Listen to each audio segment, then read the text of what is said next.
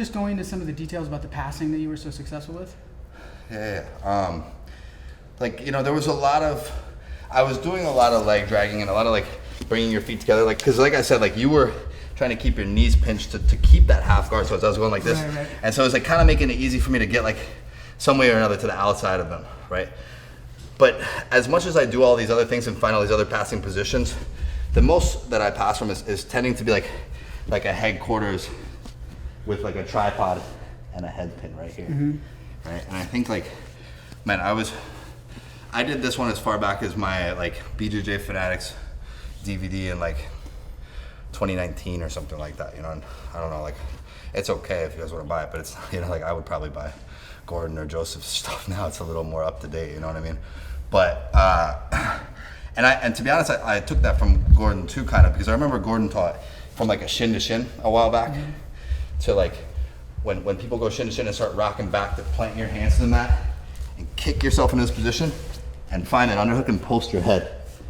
And so ever since Gordon showed that one, I just started playing with that position a lot. And with you, like, it would sometimes turn into a double butterfly position. If I wasn't like super keen to pass right away and stuff like that, then like a butterfly would come in and then I'd be passing more like a two butterfly high tripod situation and things like that.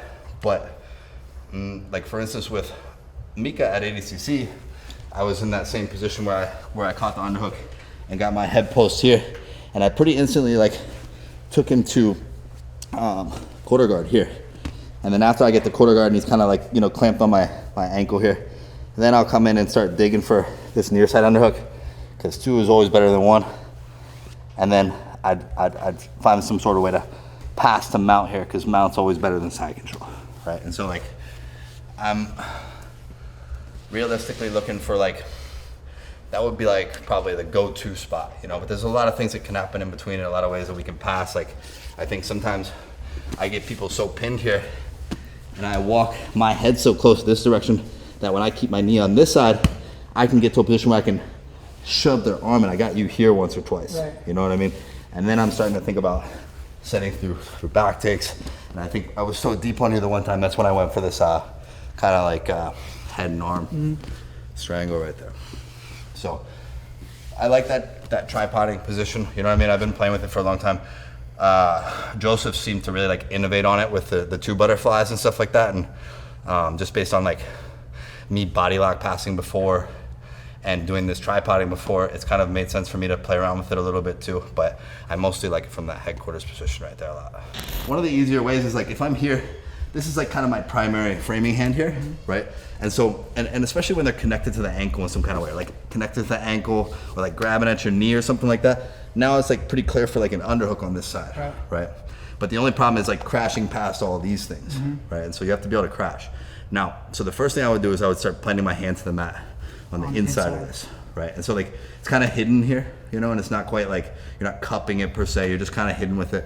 And then I would start like taking this hand and pinning to my chest here. So boom, here. And so now you can kind of maybe change the angle of your body to get around my knee. So like I think keep that inside and maybe just kind of like change the angle of your body this way, boom, get your forehead to the mat, like right up next to my ear here. Okay. Now start walking your hand to your forehead and walk your forehead towards your hand here. Yeah, kind of close this off.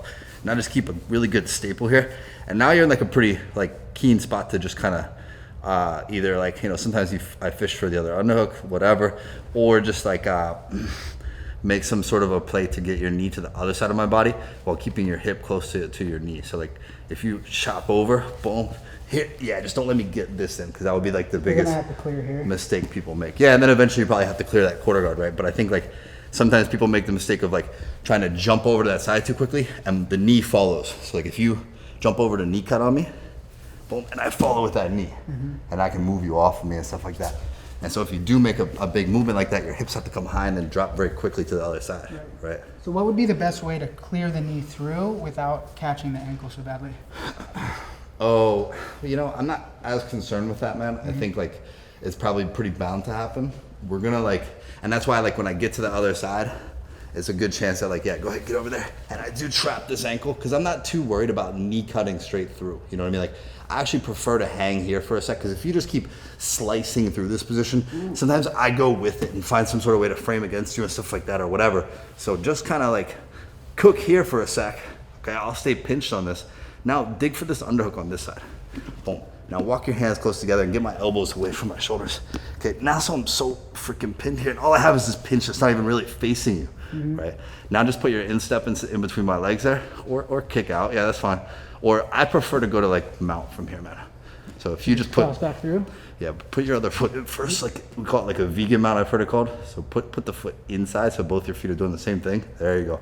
Now just drop your knees on each side. Into like a butter mount. Yeah, exactly, Okay. exactly. So you're giving the foot back Yeah, the other foot you're feeding in, boom. so that you can come into a butterfly. Exactly. Okay. It's hard for me to do anything with two underhooks stuffed up so high. So yeah, that's one of my favorite spots to get to, and it's like pretty fundamental. You know, it's like it's not too difficult to figure out, for sure.